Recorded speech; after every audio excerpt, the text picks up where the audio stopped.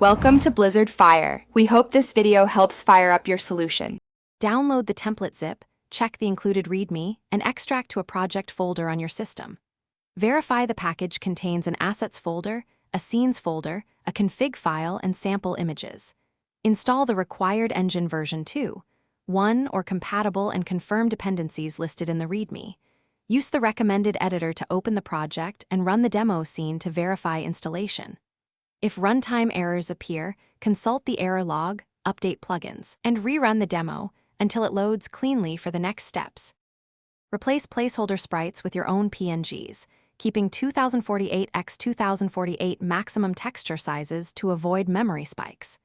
Edit character metadata to set display names, portrait triggers, and assign voice files in WAV or MP3 format.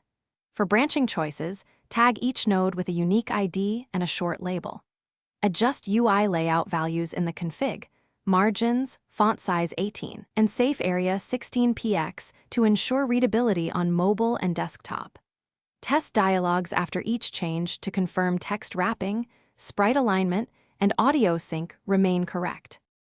Use the built-in scripting language to create scenes with labeled nodes, conditional branches, and variable checks to control state. Group repeated sequences into reusable macros to reduce duplication and maintain consistency. Test all branches with the scene tester and run analytics for playthrough coverage to catch dead ends and unreachable content. When ready, export builds for Windows, Mac OS, and Android using the bundled exporter with optimized compression settings. Verify file sizes, sign Android packages, and run a final pass on each target device to ensure performance and UI scaling are. Thanks for watching. If you found this helpful, don't forget to like and subscribe.